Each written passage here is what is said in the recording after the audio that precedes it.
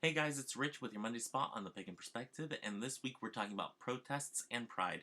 This week's topic comes as a team member topic, where Cara brought up to us saying, should we do a video on this? Is it something that we should be doing in conjunction with Pride Month that is starting here in the U.S. and comes on the heels of the protests going on within the United States where the Black Lives Matter group and people who support the Black Lives Matter movement, where they are protesting the death of George Floyd in defense of George Floyd, who had been killed by police officers here in the United States.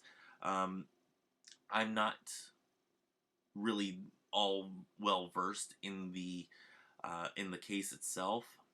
It had been recorded by, I guess, bystanders. I'm not sure if they were bystanders. I'm pretty sure they were. But in the video, you see the police officer kneeling on George Floyd's neck for, I believe it was like 8 minutes, 7-8 minutes, something like that, and ended up strangling him to death. As of today, the 1st of June?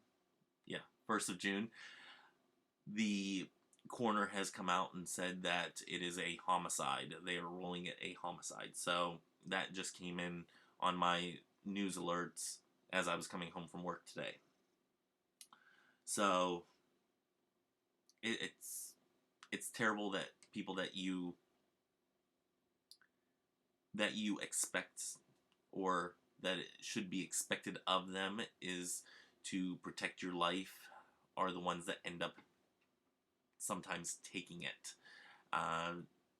From what I've gathered on the case, he had a counterfeit 20 that he may not have even known that he had, and that's why he was being placed under arrest. He did not appear to be resisting arrest. I have not seen this video. I am kind of leery about watching this video because I don't know if I really want to see that. I mean, I've seen videos where people are taking their lives and whatnot, and it's not pretty. So I don't know if I want to watch that video. So Cara posted the question to us whether or not we wanted to take this on. I responded that I think it's kind of important that we address this situation, and especially with Pride Month coming on, the protests are kind of in mirror image of one another. One where we, in the month of June, during Pride Month, we rejoice in how far we've come and know that we have so much further to go. And that is in such contrast to the situation that is going on with the Black Lives Matter situation, where they are protesting because they've lost another person.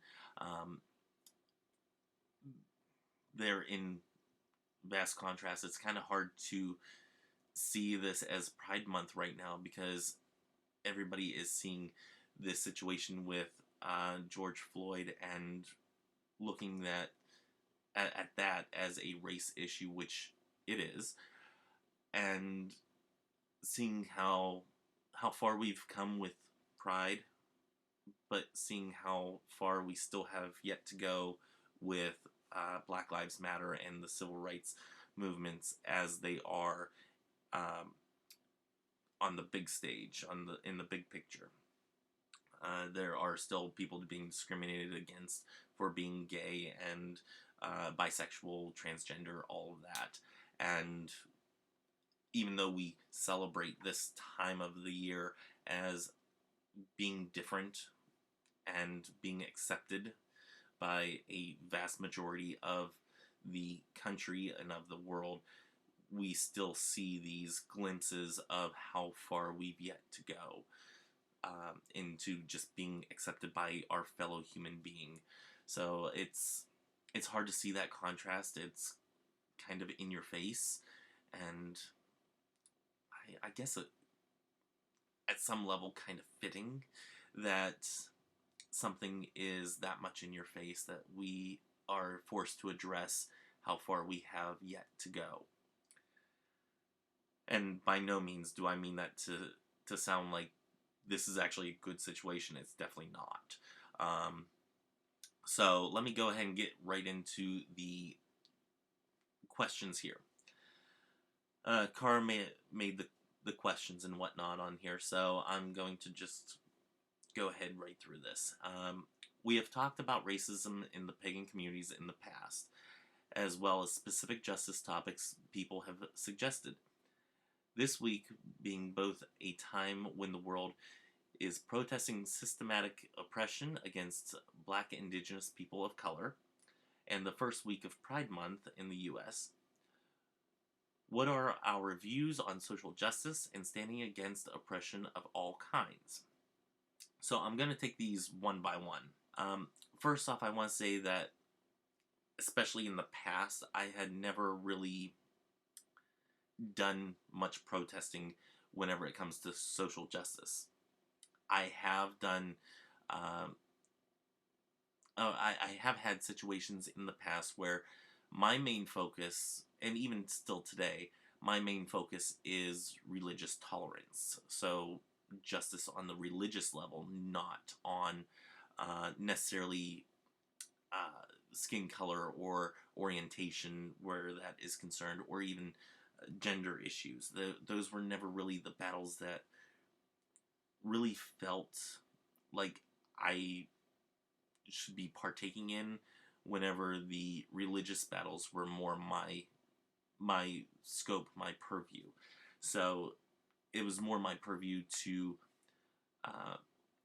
talk to people about religious tolerance rather than protesting something that I didn't have as much of a longing for. And I don't know if longing for is the right word, or maybe it's that I didn't have as much of a rounded knowledge of.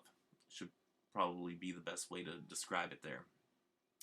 Because I do long for people being treated the same as human beings, but it never felt like the battle that I particularly needed to be in. I've talked in the past that there are some people that are more called to one type of battle or another. Some people are called to the battle of animal rights. Some people are called to the battle for religious tolerance. Some people are called to the battle of orientation and, the justice there, or the acceptance from the majority of people there. Some people are called to, fighting racism, and some people are, called to fight for, age discrimination, to fight out against that. And my place where I've been always called, or where I've always felt called, was for religious tolerance. So it's not that I haven't thought of being in a protest. It's that I never really felt called to be in one by my own, inner self, my, higher self and whatnot. So it's not something that has ever really occurred to me to do. So I hope I kind of explained my position on social justice. So not really the fight that I ever called to be a part of. Now, I do have on my notes here that being in the military, you get some racist jokes that go flying around. That would be flying around.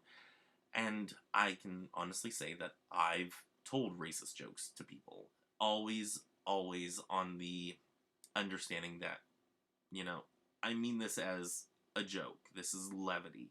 This is something that helps the time go by at work. This is not something that I do to be malicious. This is not something that I'm saying to demean you in any way. And those people will, whoever I'm talking to, will lob it back at me. It's a levity between people that you work with and that you may end up fighting with. On the side of America, to foreign enemies or domestic enemies, as the case may be. So it's kind of a way to bring people together, kind of, whenever you're joking and laughing and whatnot at each other, but also knowing that you have each other's back. I once had a Jewish friend that was on honor guard with me. He and I would be in time with everything. We would do things the exact same time every single time. We were always on point. And, we had solid rules of I could, joke about his Judaism and he could joke about my Christianity at the time. And we always had the underlying rule of I can tell Jewish jokes as long as if I did not involve Hitler. He had a problem with that, understandably so, and that was where the line was. And I really didn't have a line there for me because, it is what it is. He can make fun as he needs or as he wants. And I didn't really take offense to it. But if I did put a line in the sand there for him, I knew that it would be respected. So I have made jokes like that in the past, either for religious jokes or for jokes on skin color or whatnot. Those have been jokes that I have made in the past, and I don't really make them anymore. I have really stepped away from doing that pretty much for the most part, almost entirely. There are some people that I will still sit there and joke around with here and there, but always respecting that line and making sure that I don't cross that line with them, and never in a public setting where it could be misconstrued or taken the wrong way. So, does that make me a bigot? Maybe a little bit, but the underlying notion of knowing that I would have that person's back no matter what is still the underlying part of it. Is that no matter what this person and I say to one another, I will still have their back no matter what. So it's kind of like a sibling rivalry or a sibling argument rather than an outright hatred. So no hatred there whatsoever.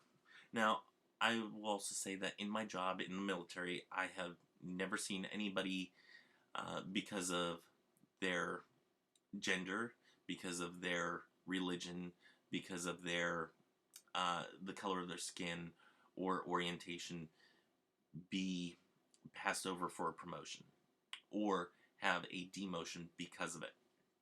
I have not seen that. If that were ever the case, I would speak up. I will say that the military has protocols for that, and if I ever saw that, I would jump in at that. I will say that there is still good old boys club, good old boy system, where I have seen people get promoted or get favored because they buddy up to whoever is higher ranking. I have seen that in the past, and I do speak out against that. In my current job, oddly enough, I have experienced reverse sexism, and as a privileged white male, I don't really say anything about it. And this has only happened to me once, where whenever I first started at the storage unit facility that I work at, I'm a relief manager for a storage unit facility. I had come to this one facility of ours, and the lady that worked there, or still works there, said to me, this is the first time we met, she says, I was apprehensive about a man being in this position. All the men that we've had before had not done the job or thought they were better than me and whatnot, and I did not want that. And I looked at her, I said, well, I'm not them. And she looked at me and she says, I get that. And that was that. I will say that she's a resident manager that lives on the property. Her residence is there. And I, oddly enough, I've been there, she's been there 10 years, I've been there going on 1 year now, as of August. So I've been there 1 year. I make more than she does. I have an issue with that. However, I will also say that she's not asked for a raise, and I have.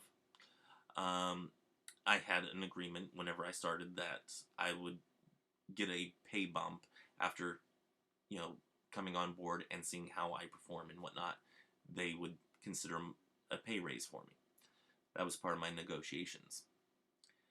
She has not asked for a pay raise, and I don't know their pay system. I don't know how they decide how much each person gets paid. I don't know if it goes based on how many dollars you bring in per facility. I don't know if it goes on the basis of they're paying for her utilities at home. They pay for electric, heating and cooling, and water. They pay for all of that. And she pays significantly less in rent than she would for an apartment here in New Jersey. So I don't know if that's a factor in what she gets paid, and if that's how they figure out the pay scales. Don't know their pay system, but she also hasn't asked for a pay raise, and I do have an issue with that, because if you're going to complain, don't complain to just me. Complain to somebody who can actually help you out with this, and with somebody that you've been working with for so many years. Ask them for the pay raise, because they are your superior, and they do a yearly report on you. So that should be the person that you're asking a pay raise from. So that is my situation at this job. Now, I also had a situation with ageism. And this came whenever we started the co-op. I have an antique store. And some of the vendors that I rent out space to, they don't take me seriously as an antique dealer because I'm younger than them. Most of these individuals are retired. If they're not retired, they're close to retirement. I think just about everybody that we have in there, I think, is either retired or close to retirement. Many of them have been doing this for many years.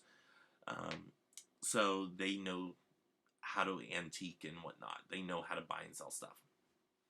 Now, they don't really take me seriously because I'm younger, wet behind the ears, and whatnot. And so it's hard to get them to trust me that I actually know what I'm doing whenever it comes to selling something. So I have experienced ageism, like reverse ageism, and it's kind of weird. But again, as a privileged white male, I'm not going to say anything because, well, I still own the place, and if that's how they feel about me, that's how they feel. And I'm going to let them go with that and let them feel their feelings. I'm not going to tell them that they are wrong for suggesting this. If it gets out of hand, I will address it. And that's me.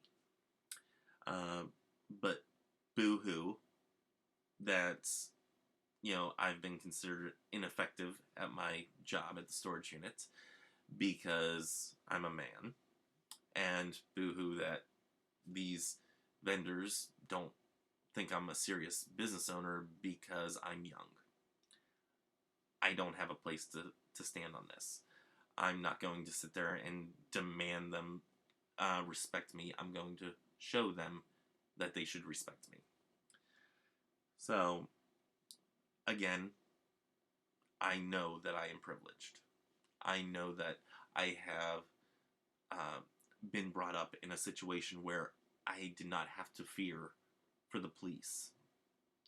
I know that I've been in situations where I didn't have to worry about whether or not I get paid more or less. So I'm not going to boo-hoo about little things that to me are frivolous for me. They are not frivolous for others because that is a major thing in their life that they're dealing with, and I understand that, and I will stand behind them on that. So I do recognize that I have privilege there. Anyway, this video is getting a little long. Let's go ahead and move on from there. Because I'm getting in the weeds and just rambling now. Kara also writes, how do we incorporate justice into our paths? So, since I haven't really been a social justice warrior in the past, basically, like I said, being focused on religious tolerance and religious justice, it's never really been a focus of my practice. Part of my practice is devoted to learning religions from other cultures and other ways of life.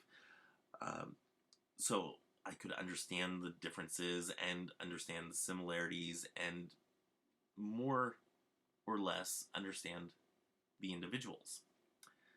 That has been a huge part of my practice. That's why I borrow from multiple religions. I find beauty in it, and I will stand behind people to have their religious freedoms and whatnot. If there were a protest out there because somebody's religious rights were not being defended, I would probably join in. Within reason. If a religious organization says that their religious rights weren't being recognized because they had to bake a cake for a gay wedding, sorry, you don't get to play that card. But if somebody was being killed because they were a Christian and that was the legit reason that they were killed, then you better believe I will be in line with everybody else saying this should not have happened. Moving on to the next question here. If we are new to these issues, how are we going about educating ourselves? Okay, one of the things with me, if you've watched for a while, is always education. I always want to learn more. I always want to know where somebody's coming from. I always want to have that as a jumping off point to connecting with that person. So, educating myself. One thing to do that I have started to do is listen to people. Watch the interviews on YouTube, either from news broadcasts or watching interviews with people who have been through the civil rights protests of the 60s and so on. Watching interviews to see what it was like for those people. Them giving their testimony is a first-hand account of where we've been and where we're going. And this goes for the LGBTQ plus community as well. I have watched interviews with people who were at Stonewall. I've watched interviews with people who talk about what it was like before Stonewall, after Stonewall, and, in the 70s and 80s and even the early 90s and whatnot, before it really started getting accepted amongst people. I watch the videos of documentaries and whatnot, not just the documentaries made by like National Geographic or A&E, but watching these documentaries that were made by people that do it for the purpose of actually getting the word out there, not necessarily to make money on it. And I find that as an important line of delineation there, to say, okay, did this person make it for a profit, like A&E? Did they make it because of that? Or did they make it because they want to get the word out of what it was like and how far we've come and how far we yet to go? So, watching those videos, reading the first-hand accounts, reading old articles in newspapers and seeing the vast difference between one newspaper account and another, and really getting the truth from reading the first-hand accounts of people who were there. These are things that you can do to kind of get into the mindset of recognizing how far we've come and how far we have yet to go. So, wow, hard video to do, long video to do, and kind of brought up a lot of feelings there. I didn't realize that we're right below the surface. One thing I will say is I am all behind a peaceful protest. I have fought for First Amendment rights tooth and nail for people's right to speak out. I have been in the military now for 14 years, and I will continue to be that sounding board for people who think they either have had their First Amendment rights violated, or for those who just rejoice in having those First Amendment rights. I am a First Amendment fan, and those of you who are watching in other countries, the First Amendment guarantees you the right to voice your opinion, gives you the freedom of speech, gives you the freedom of the press, and gives you the freedom to protest whenever you feel that your government has not done their job. These are some of the rights that, as Americans, that are so fundamental and are so important to us, that we hold them so dearly. And I am a big proponent of the First Amendment.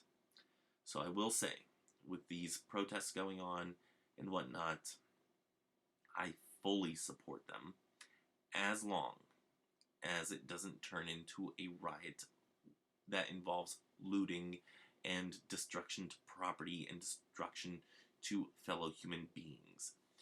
As a small business owner, this is something that I kind of fear, in that even though my store is in kind of a little niche area that isn't really indicative of a protest happening because there's not a large community there, if I had a store in the inner city area or in an area that would be prone to a protest or a riot involving looting, I would be scared, because I know as a small business owner, I don't have a lot of wiggle room right now, more than ever. Don't have a lot of wiggle room because of COVID-19. So I know it's hard for those small business owners out there that are having their livelihood ransacked and looted and things stolen, inventory stolen that isn't there isn't much profit there to begin with, depending on the items and whatnot. So keep in mind when you're protesting to keep it peaceful, and that I do want to stress more than anything is make sure it's a peaceful protest. Make sure that you are treating fellow human beings with the respect that was not given to George Floyd. Make sure that you don't become them, because once you become them, you're no better. Destruction of property and destruction of small businesses, small businesses especially, account for so many of the jobs here in the United States, and it is sometimes the sole income for some families. So having your heart and soul poured into a business and having it broken into and ransacked and things stolen is a slap in the face for somebody that would stand behind you and say, I don't think this person should have been treated like this either, and I'm standing with you, yet you're breaking into my business. I understand you're angry, and you have every right to be. But where your rights end is where somebody else's begins. And the moment that you start to infringe on somebody else's rights, you have now become the bad guy. So, when protesting, just keep in mind to keep it peaceful. Describe your anger. Tell people that you're angry. Voice your anger. Please do that, because that is your First Amendment right. That is your given right as somebody in America that you have to voice your anger, to let your government and the officials within this country know that you will hold them accountable by taking to the streets, by peacefully protesting, telling them that this is not okay, but that you will not damage anything, that you will not loot, or that you will not ransack a business or a monument or anything that can be considered a crime. Keep yourself safe, keep it peaceful, and keep it legal, and go get them. I'm standing with you. I am in full support of the peaceful protests, even if I'm not physically there.